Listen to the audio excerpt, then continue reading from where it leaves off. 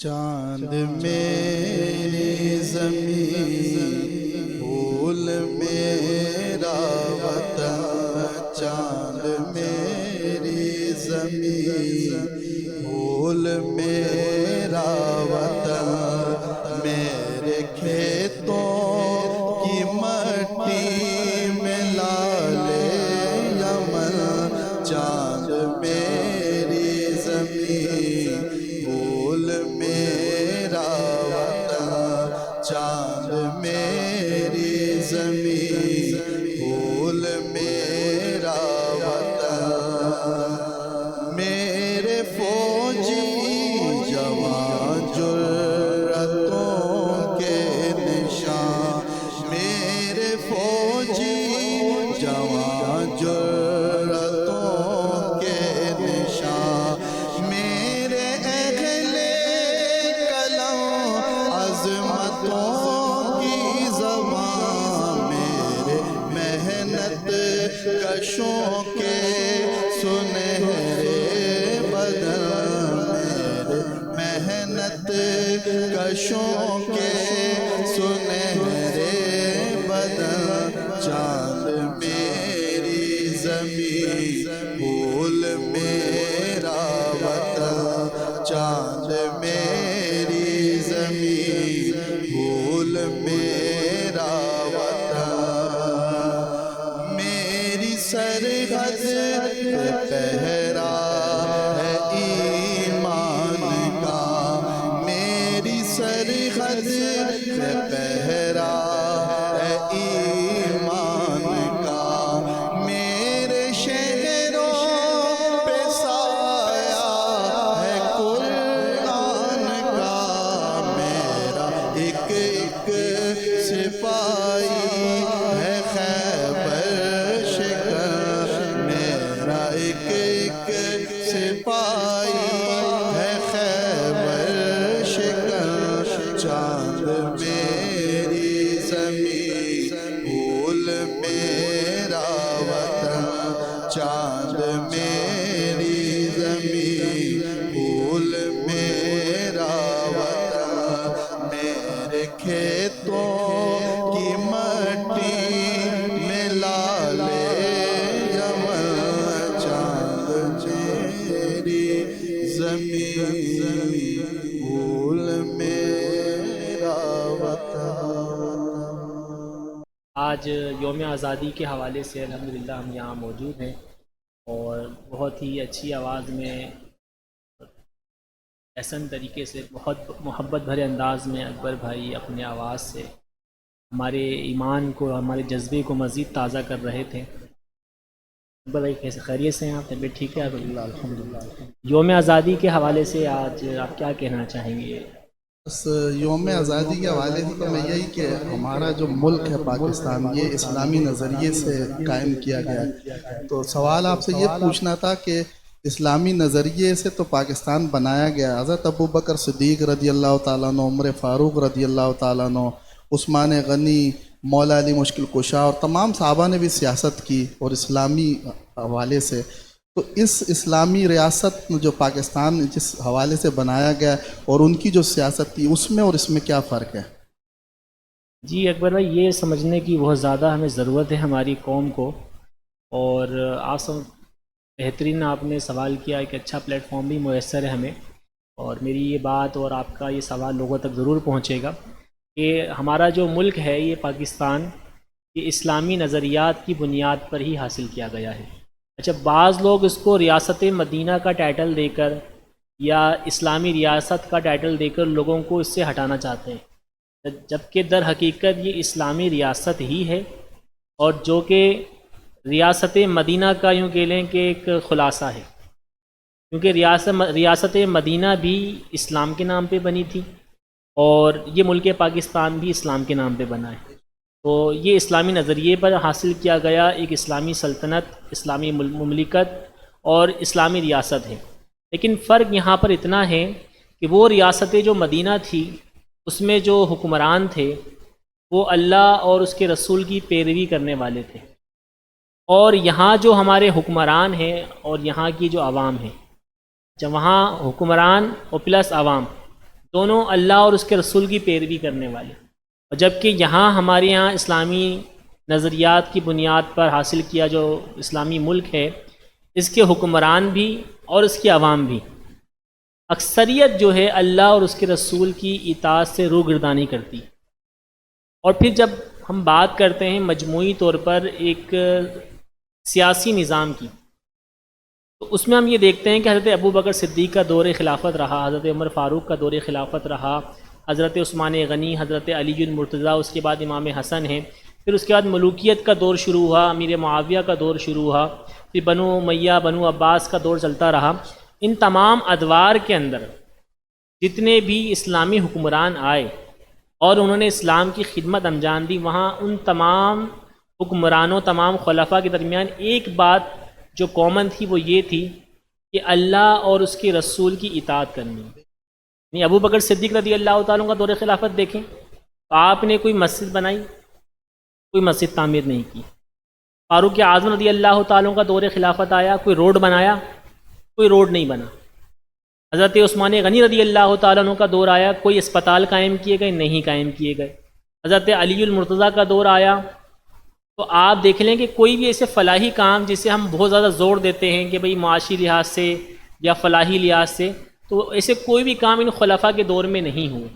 پھر کیا وجہ ہے کہ ہم ان حکمرانوں کو اپنا آئیڈیل سمجھتے ہیں، اپنا آئیڈیل مانتے ہیں، اور حکمرانوں کو ترغیب دیتے ہیں کہ حکمران ہو تو عثمان غنی جیسا، حکمران ہو تو ابو بکر جیسا، حکمران ہو تو علی المرتضیٰ جیسا علیہم رضوان۔ بات یہ ہے کہ انہوں نے نہ سڑکیں بنائی، نہ مسجدیں بنائی، نہ انہوں نے ہاسپٹلز بنائے، انہوں نے ایک قوم کو بنایا۔ وہ قوم کیسے بنی ہے؟ رسول اللہ کی تعلیمات سے۔ رسول اللہ صلی اللہ تعالی وسلم کی وہ تعلیمات جو اللہ تعالیٰ کے پاک کلام اور آپ کے فرامین میں موجود ہیں، اس تعلیم کے ذریعے ان حکمرانوں نے، ان خلفاء نے جو ہے ایک قوم بنائی۔ اچھا، ملک سے محبت کا دعویٰ سبھی کرتے ہیں، میں بھی کرتا ہوں، آپ بھی کرتے ہوں گے، ہمارے ناظرین بھی کرتے ہوں گے، مجھے دیکھنے اور سننے والے اور لوگ بھی کرتے ہوں گے، لیکن ہم یہ دیکھیں کہ اس محبت میں، ملک کی محبت میں ہم نے اپنا کیا کردار ادا کیا۔ آپ نے بھی کافی وقت گزارا ہے بیرون ممالک کے اندر، اور پاکستان میں بھی ماشاءاللہ آپ کی پیدائش بھی ہے اور ابھی بھی ماشاءاللہ پاکستان میں ہی موجود ہے۔ تو ہمارا آج کا جو پاکستانی پاکستان میں رہ رہا ہے، ہم یہ کہتے ہیں کہ یار یہ دروازے پہ کچرا پڑا ہوا ہے، ہمارے محلے میں گندگی ہو رہی ہے، نالے بھر رہے ہیں، کرتے خود ہیں، کرتے خود ہیں، ٹھیک ہے نا۔ اگر یہی پاکستانی اگر بیرون ممالک چلے جائے، فورن کنٹری میں چلے جائے، وہ ریپر بھی خود اٹھا کے پھینکے گا، حالانکہ وہ ریپر اس نے نہیں پھینکا، ملک بھی اس کا نہیں ہے، ملک بھی اس کا نہیں ہے۔ ملک جو اپنا اچھا، دعویٰ ہم اس ملک کی محبت کا کرتے ہیں کہ پاکستان سے ہمیں بڑی محبت ہے، لیکن ہم اس محبت کا دعویٰ کہاں جا کے دکھا رہے ہیں؟ دوسری جگہ پر۔ تو ناظرین، یہاں سمجھنے کی ضرورت ہے کہ اللہ تعالیٰ اس قوم کی بھی مدد نہیں کرتا جب تک کہ وہ اپنے حالات خود سدھارنا نہ چاہے۔ تو اگر آپ چاہتے ہیں کہ اسلامی نظام قائم ہو، اسلامی مملکت یہ اسلامی نظریات کی بنیاد پر چلے، تو ہمیں پہلے اپنے آپ کو خود کو درست کرنا ہوگا۔ ساری درستگی جو ہے نا وہ خود سے شروع کرنی پڑے گی۔ فرد سے معاشرہ بنتا ہے، اور جب فرد درست نہیں ہوگا تو معاشرہ بھی درست نہیں ہوگا۔ ہمیں اچھے حکمران چاہیے، ہمیں فاروق اعظم جیسے لوگ چاہیے، وہ ابو بکر جیسے حکمران چاہیے، تو ہمیں اپنے آپ سے ابتدا کرنی ہوگی، ہمیں اپنے آپ سے شروعات کرنی ہوگی۔ اور محبت کے کچھ تقاضے ہوتے ہیں، جیسے کہ میں نے آپ کے سامنے بھی ایک مثال کے طور پہ پیش کی کہ کچرا وغیرہ جو بھی آس پاس کا ہوتا ہے، اگر ہم صرف یہ تصور کر لیں کہ مجھے اپنے ایک آس پاس کا ماحول صاف رکھنا ہے، میں جہاں بھی جاؤں میرا آس پاس کا ماحول میری ذات سے صاف رہے، تو یقین جانیں کہ ہمارا محلہ، ہمارا شہر، اور پھر ایک بہت بڑا حصہ یوں کہہ لیں کہ ملک کا صاف ستھرا نظر آئے گا۔ اور یہی ہماری محبت کا سمجھو ایک کردار ہوگا پاکستان کے لیے۔ ظاہر سی بات ہے، نہ ہم ایٹم بم بنا سکتے ہیں، لیکن ہماری اتنی صلاحیت نہیں ہے کہ ہم اپنی ذات سے اپنے ملک کو ایٹم بم بنا کے دیں۔ وہ ڈاکٹر عبدالقدیر خان صاحب تھے، اللہ ان پر جو ہے رحمت فرمائے، وہ بنا کے چلے گئے، انہوں نے یہ ہمیں ورثہ دے دیا۔ لیکن ہم اپنی ذات سے کیا کر رہے ہیں کہ اس ملک کو اور مزید جو ہے نا مطلب تباہی کی طرف لے کے جا رہے ہیں کہ پولوشن، گندگی، اور پھر ہم اس کا ذمہ دار ٹھہرائیں حکومت کو، انتظامیہ کو۔ تو ہم اپنی کردار ادا کرتے ہوئے یہ کریں کہ اپنے آس پاس کو صاف کریں۔ یہی سب سے بڑا ہمارے لیے یوں کہہ لیں کہ ایٹمی پاور ہوگا، کہ ہم نے اپنے ملک کو یہ پاور دے دی کہ ہم نے اس کو صاف ستھرا کر دیا۔ اور یاد رکھیے کہ صفائی نفس ایمان ہے، یہ ایمان کا سمجھیں کہ آدھا حصہ ہے. اگر آپ اپنے محلے کو، اپنے گھر کو، اپنے دیگر معاملات کو جو ہے وہ صاف رکھیں گے نا، تو انشاءاللہ ہمارا ملک جو ہے نا ترقی بھی کرے گا. اللہ تعالیٰ سے دعا ہے اللہ تعالیٰ عمل کرنے کی توفیق عطا فرمائے. امید کرتے ہیں کہ انشاءاللہ ہمارے ناظرین اس بات کو ضرور فالو کریں گے. آخر میں اگر کوئی 14 اگست کے حوالے سے کوئی پیغام دینا چاہیں آپ کو. 14 اگست کے حوالے سے آخری پیغام تو میں یہی عرض کروں گا اکبر بھائی کہ ہم پاکستان میں رہتے ہیں. پاکستان میں رہتے ہوئے ہم یہ غور کریں کہ یہ جب پاکستان جب لیا گیا، آزاد ہوا، تو اس وقت کی کیا جو ہے نا پوزیشن تھی. اب یعنی یوں کہہ لیں کہ رات کو یہ اعلان ہوتا ہے کہ پاکستان آزاد ہو گیا، تو ظاہر سی بات ہے کہ ایسا تو نہیں تھا کہ وہ ایک ربن کٹی اور ملک بن گیا. جد و جہد تھی، کوششیں تھیں، بڑے لوگوں نے جانیں دی، قربانیاں دیں. اچھا یہ قربانیاں دینے کے بعد جب یہ ہجرت کر کے لوگ آئے نا، تو اس وقت بھی آسانی نہیں تھی. ہم نے کتابوں میں پڑھا، یہ منظر دیکھا نہیں آنکھوں سے، ان کتابوں میں پڑھا ہے کہ ٹرینیں جو بھر کر آئی تھیں نا، وہ لاشوں سے جو ہے نا پر ہوئی ہوئی تھی. یعنی 9 مولود بچے کو بھی ذبح کر دیا گیا ٹرین کے اندر. یہ کیفیات تھی. اچھا ابھی بھی ایسے کتنے واقعات آپ کے سامنے آتے ہوں گے سوشل میڈیا پر، ملٹی میڈیا پر، کہ بھئی وہ 70 سال بعد اپنے بھائی سے مل رہا ہے، 70 سال بعد بہن اپنے بھائی سے مل رہی ہے. پارٹیشن کے بعد وہ بالکل رابطہ ہی نہیں تھا، بھائی ہندوستان میں تو بہن پاکستان میں. کیا ہے یہ؟ سوچے تو صحیح. دیکھیں جو بندہ مر گئے نا اس پہ سکون حاصل ہو جاتا ہے، یار انتقال کر گیا، روح نکل گئی. لیکن لاپتہ شخص کا آپ کو اندازہ ہے کہ صبر ہو سکتا ہے؟ اندازہ کریں کہ کس حال میں ہوگا. اچھا پھر عمر کون سی ہے؟ 7 سال کی عمر میں غائب ہو گئے، گم ہو گئے. 8 سال کی میں پھر وہ لڑکا ہے یا لڑکی، پھر طرح طرح کی سوچیں. اب اس کیفیت میں بھی اس وقت کسی کا بیٹا گیا، کسی کا باپ گیا، کسی کی بیٹی گئی، کسی کی والدہ، یعنی ہر ایک عزیز شدار اپنے آپ سے محروم ہوا. کوئی قتل کر دیا گیا، کوئی گم ہو گیا. اس کیفیت میں بھی، اس غمناک عالم میں بھی اس آزادی کی صبح ایک ہی نعرہ تھا: پاکستان زندہ باد، پاکستان زندہ باد.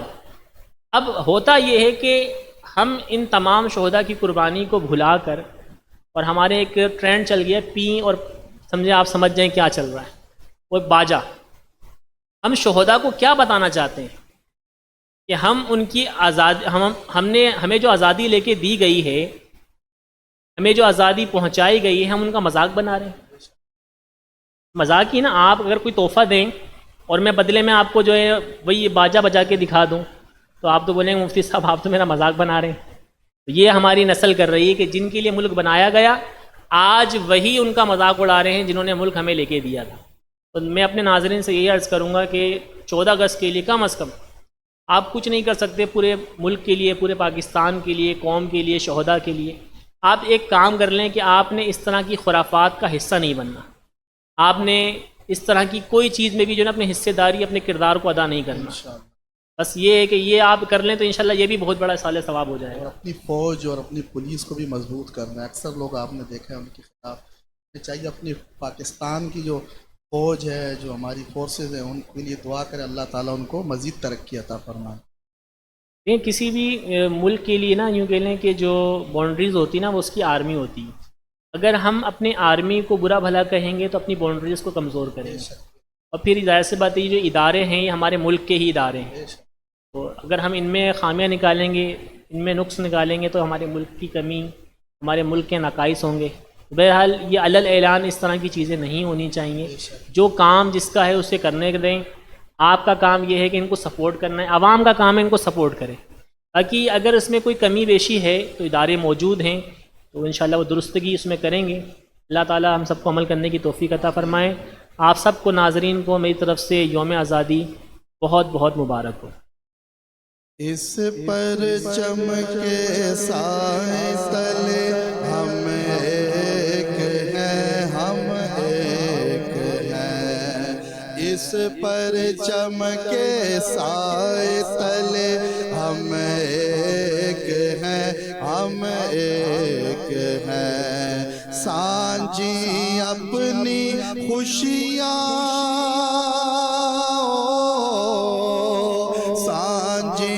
اپنی خوشیاں اور غم ایک ہے، غم ایک ہے، غم ایک ہے. پرچم کے سائے تلے ہم ایک ہیں